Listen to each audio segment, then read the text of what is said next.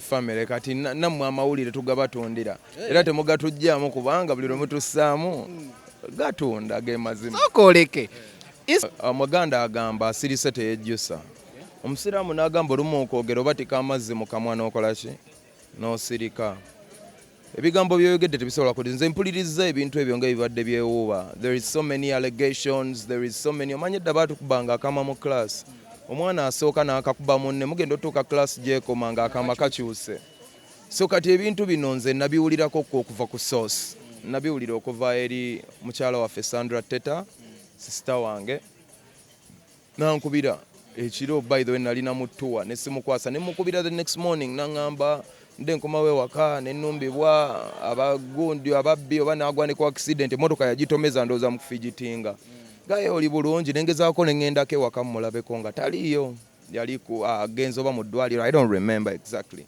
so nange nengenda miki mirimu gyange next thing you know nendaba ebifaananyi ku social media next thing you know Sandra tannayogera allegations zitandika zibaawo so nze mu ngeri eyo nze nvumirirwa ekikola ky'abasajja bakuba abakazi I'm against domestic violence 100% ekyo tekyenakuzibwa bulungi nayigirizibwa bulungi naye ate nkivumirira kuba kikolwa kya kive naye ate ffenna bwe tuba situla emigugu egy'ekivo gitikka abalala olumu tumanye story entuufu ogende okutikka munno omugugu nga ddala olugoye lumutuuka alwambala kuba abantu abamu babonyebonye bakoze amannya so kati for example Sandra yavuddeyo oluvannyuma n'agamba yes victim tebamukubangako n'asaba n'abalowooza nti bamuyamba bave mu issue za family ye so kati singa nange napakuka okwogera singa nze omukwabo baakola ki twegendereze nnyo ebintu bye twogera nga tetubi analyzinze nze ye problem gye ndabye mu kintu kino abantu bangi boogedde ne basala n'omusango era singa Weasel yali atambula oba ne mukubye n'amayinja abamu bandikisaze naye nze ndabye situations nyingi ng'eyange nze nnyini South Africa ne baganda nakola stunt ng'eya radio yali mu koma mu ddwaliro naga yeekoza shootinga video so sometimes abayimbi banguwa nnyo tujajinga naye nze kyeŋŋamba kati olaba olumu oyinza n'okulowooza oyamba ng'okola damage for example ayina abantu abamu beyakowodde n'abagamba bambi kyemukola tekinnyamba actually kindestroyinga businga abantu tuyige okutandika okugumiikiriza ensonga tugyekeneenye buki bulungi kuba oyinza okukosa omulala mu ngeri enkyama nze kyendowooza yali asobola okukwata essimu n'akubira kwani ku Weasel kuba ffe otulaba ffe yadde kamiliyoni muganda waffe naye ate tuli batabani be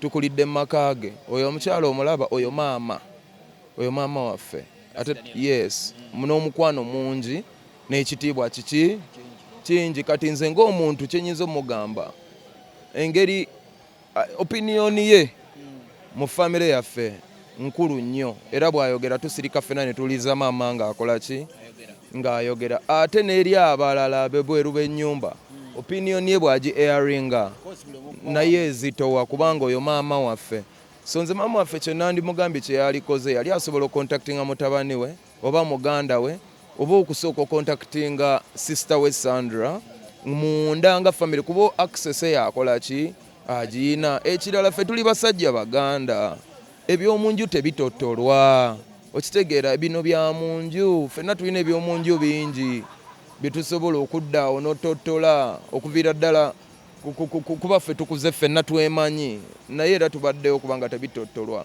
ekyokusatu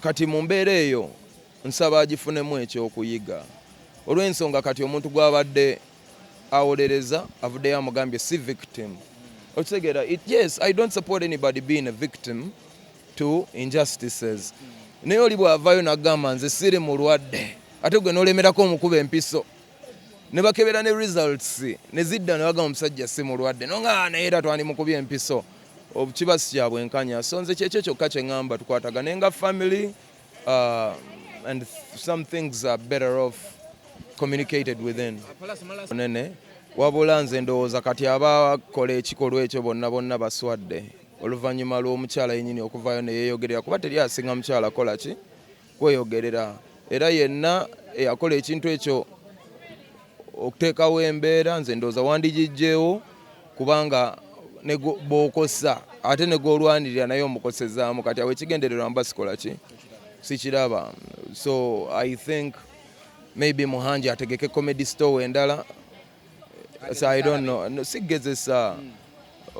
Weasel omukwano mwagala gumulaga nga afudde. You know, like bamu appreciating and naddala embeera ng'eyo kati buli kiki oyagala kati oyagala Katonda yabaava yagambe mbu talina kye yakola kubanga naye ali frustrated ne mukyala waali n'ebirala, you know. So you know okuwuliriza sides tubebenkanya. We are in a modernized society where people listen and understand.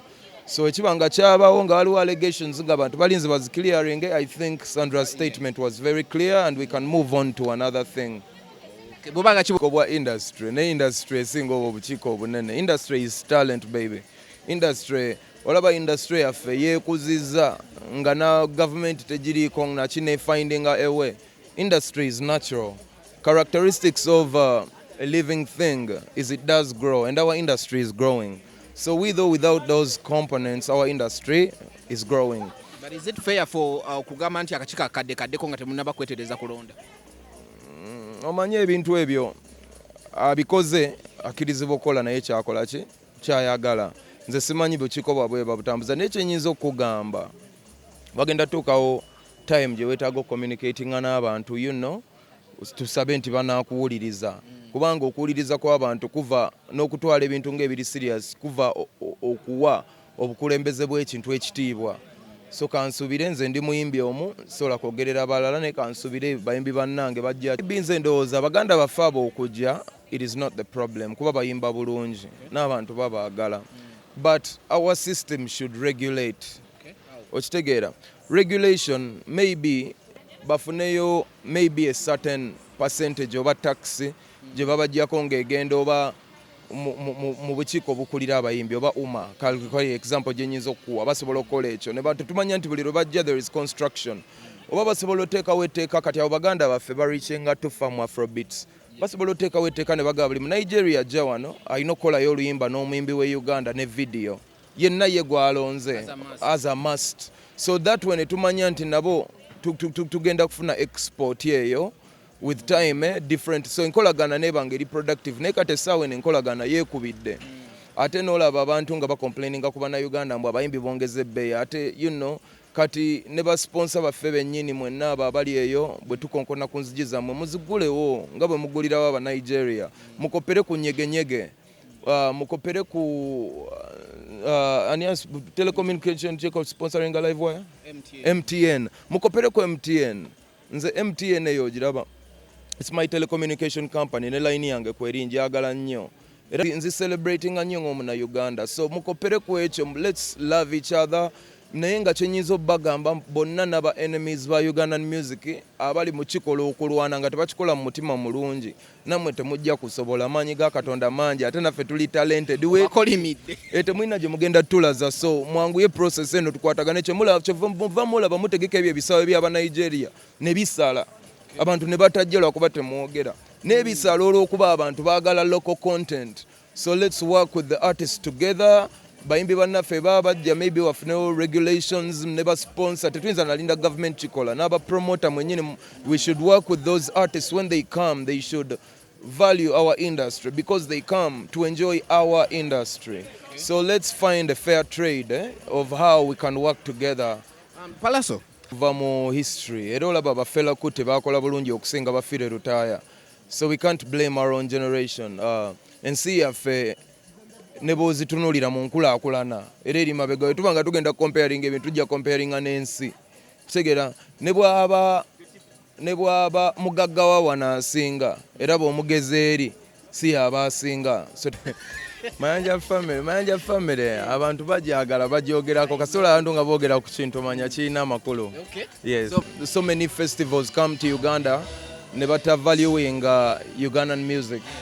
So for us to be a part of this says a lot. It earns a lot of respect. So Nyege, we love you and we are ready to give you the best of Ugandan music among others from different countries and we welcome them as well. Yes. Kubanga music tuina mungi nnyo. So Nyege genda etuwadde obudde obumalira ddala okulaba nga tu exhibiting the best of what we are as artists kolwo. kitegeeza kingi kubanga bafaani bange twalinda nyegenyege yaddako ne tuganja kubeera kweddako eyo ne tulinda ebbanga ddene. So it is amazing nti ekomyewo Katonda agisobosezza. Kitegeeza kingi mujje tucelebrating Ugandan music, mujje tuconnecting. Kitegeeza emirimu emirungi tegisobola kuzibirwa kkubo. Tukoze emirimu emirungi abantu ne basiima. So we are on big stages, man. So n'olw'ensonga eyo date zijja kujja naye cricket over twagenda okuddamu okwagala ogibookinga ngeri booked out for this year. So expect me next year. I'll be announcing the date. Ate music atavunda nange wendi. So just be patient. I thank all my fans and apologize to you mwenabadde balinze. I also wish it could happen on time. But ngezeza. So let's anticipate next year and I'll still be here to give you the best of me. Let me ensalawo nze nzire mabega ate Spice Queen nawe nga bw'obimanyi ne nga Queen katambula agende mu maaso. So date yange nja kubangi bagamba anytime soon wendi ate ne music omulala akyajja njagala tutukeko yo date kwegamba nga bomu ebaluse katukyagipika katongeremu fire.